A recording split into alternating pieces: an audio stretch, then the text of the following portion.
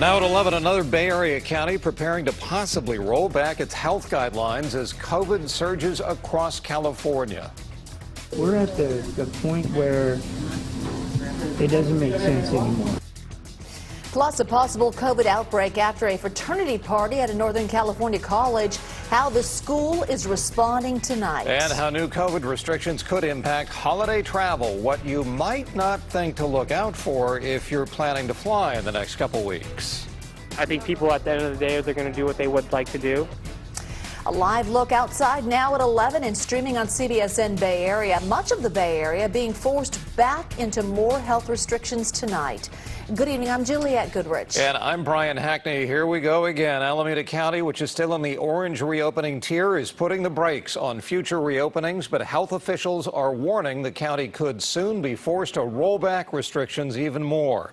As KPIX 5's Kenny Choi reports, there's a lot of uncertainty for businesses in Alameda, worried they might not be able to weather another round of shutdowns. Oli's Waffle Shop has been around for 93 years. They've had indoor dining for a little over a month now, but another round of shutdowns and restrictions, the owner says, would mean the end of his family restaurant.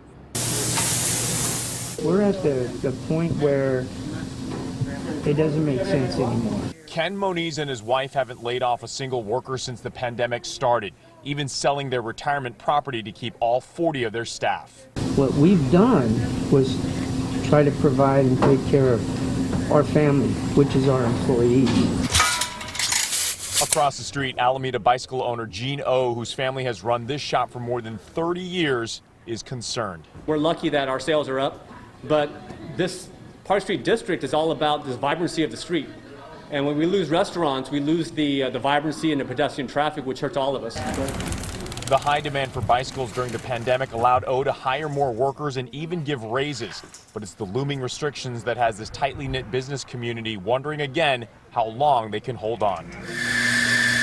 And there's days that you just feel like saying, that's it, I'm done. And then there's other days you say, no, we can do it. We can plow ahead. If they were to close again, we're probably talking about half the restaurants on Park Street that are on the brink. You look at your numbers at the end of the day and realize, yeah, that's not enough to pay the rent on a regular basis. Indoor dining at 25% capacity has given Oli's Waffle Shop a fighting chance, but another pause will mean a permanent goodbye for this man who has done things the right way. If they shut us down again, I'm going to lock the doors, and that's it. Kind of at the end of the road here. Health officials say if current infection trends continue, that would move the county all the way back to the purple widespread tier, which would mean even more restrictions for businesses. In Alameda, Kenny Choi, KPIX 5. And Contra Costa County is also bracing for a new wave of COVID restrictions. Come Tuesday, the county is closing indoor gyms and fitness centers, indoor dining, and concession stands at movie theaters.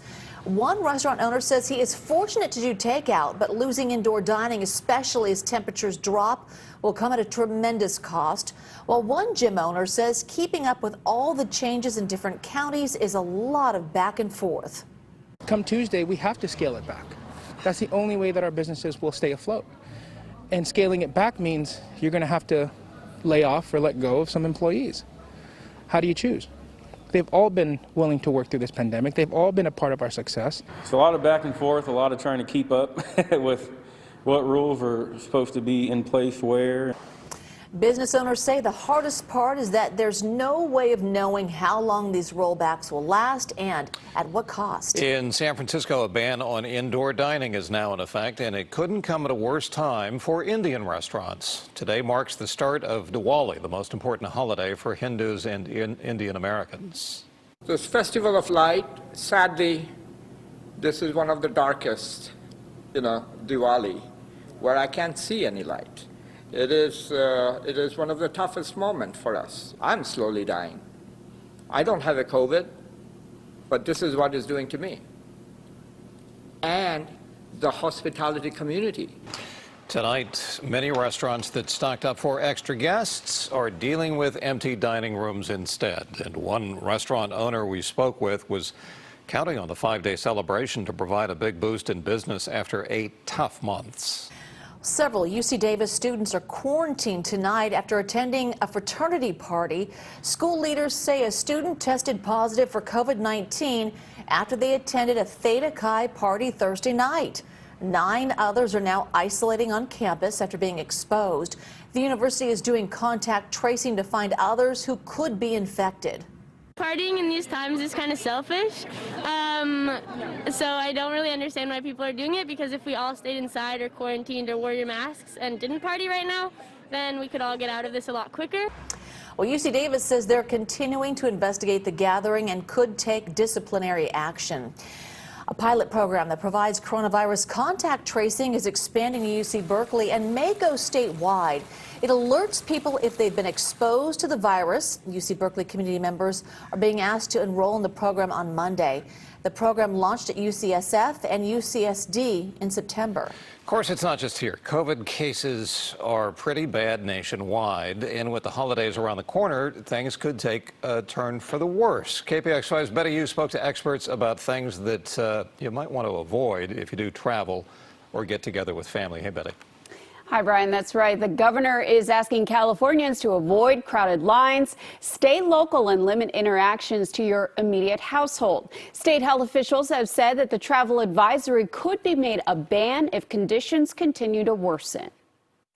A strict travel advisory from Governor Gavin Newsom is coinciding with what would normally be the busiest travel period of the year. The governors of Oregon and Washington also urge people to avoid non-essential out-of-state travel. And if you leave the region, quarantine for 14 days upon return. I think it's a great recommendation. However, I don't think people will follow it. I think people at the end of the day, they're going to do what they would like to do. They're going to go and see their friends and their family regardless of where it is. This week, Bay Area health officials also warn people to rethink their holiday plans, not gather in large groups or beyond immediate families, where the virus could easily spread. I do have plans to travel to Texas, but I'm kind of reconsidering because of the issues with quarantine.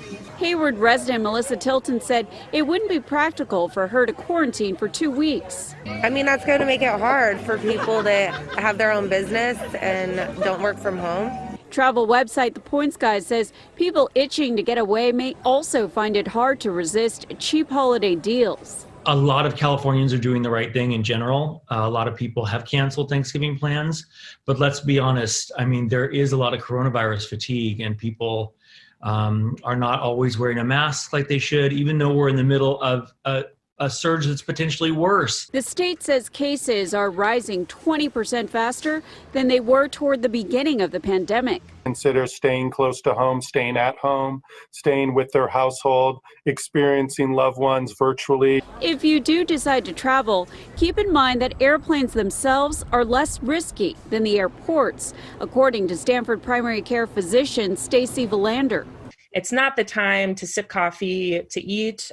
You can do that, maybe mid-flight as the air is, getting filtered in the plane. But just really try to get through those busy airports, the terminals.